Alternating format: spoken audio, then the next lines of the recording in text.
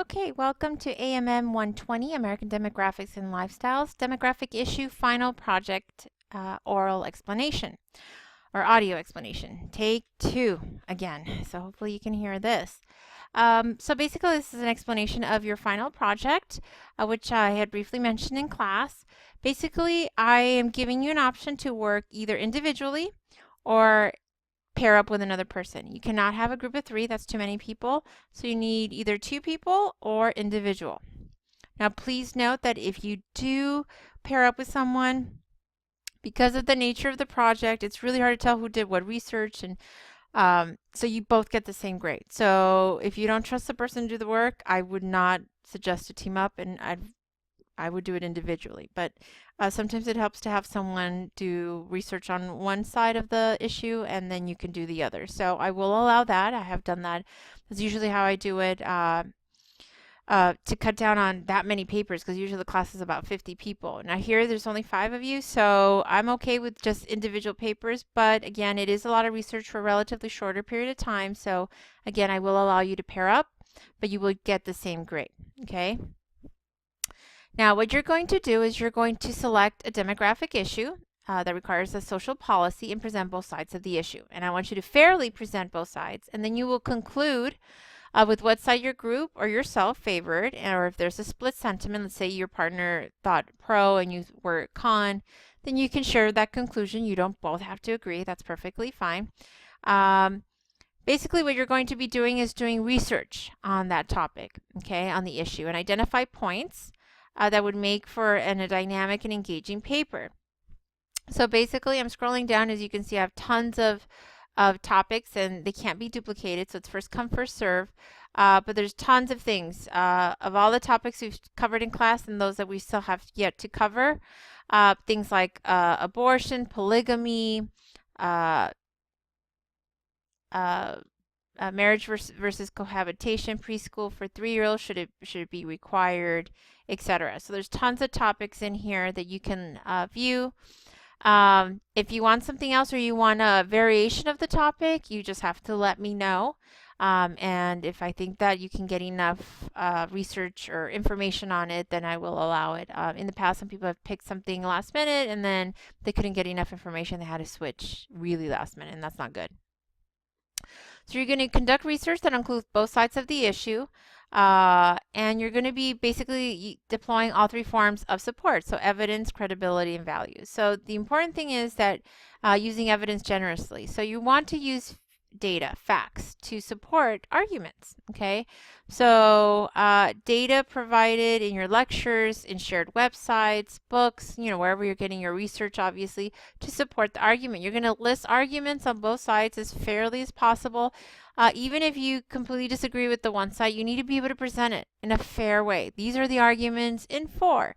These are the arguments against. And this is what I believe.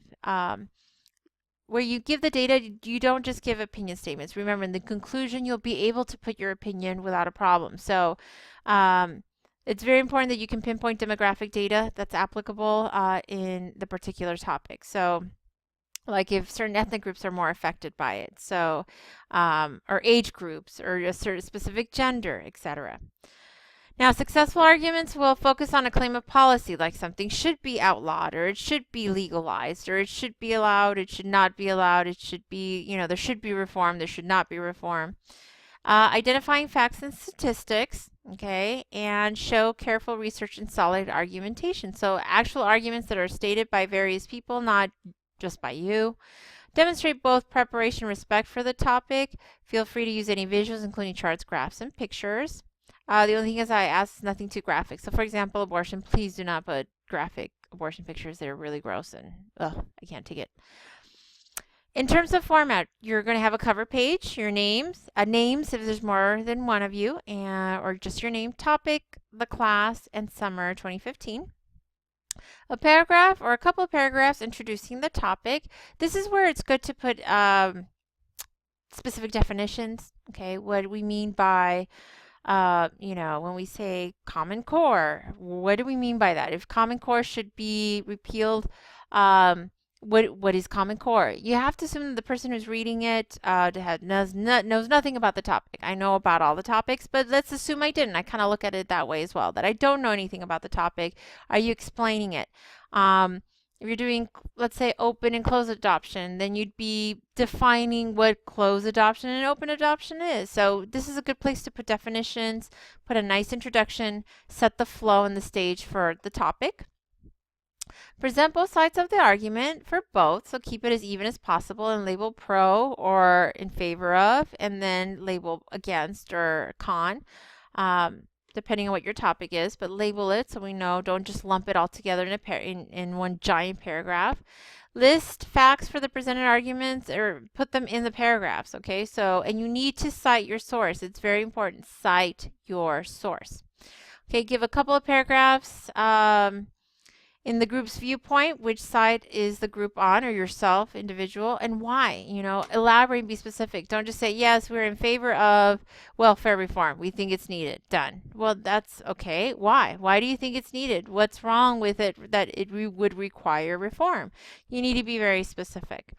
Feel free to include charts and graphs, again, pictures, any other visuals.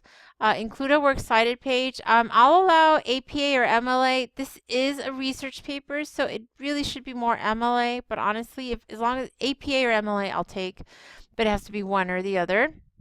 You need to have at least 5 sources of information, and Wikipedia will not count, so don't use it. Okay.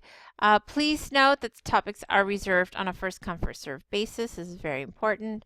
You need to pick them by week 8 so that you have 2 weeks to do all your research and write your paper. Okay.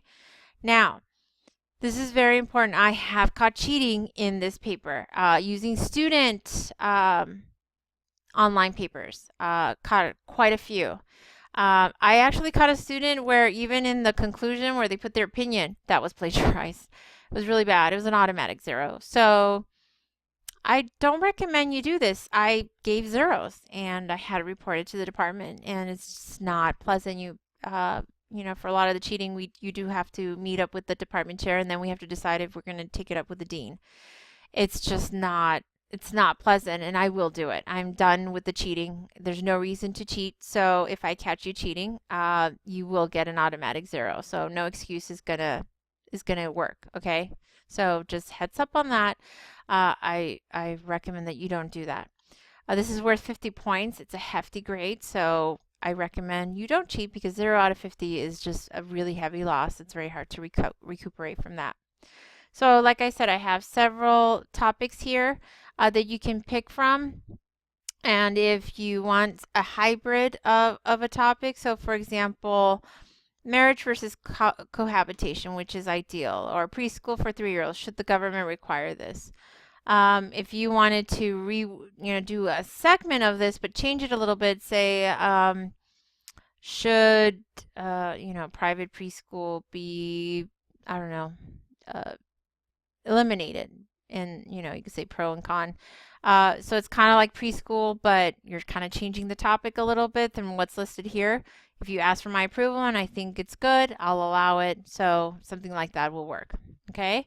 So again, you will have about 10 minutes of class, no more than that, to talk to a partner if you want to team up. Again, no groups of 3, and you will have till the end of class to tell me which topic you're going to be selecting. Okay.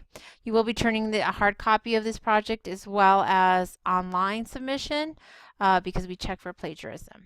Okay. And if you have any questions, please do ask in class. Okay. Hope this helps. Bye.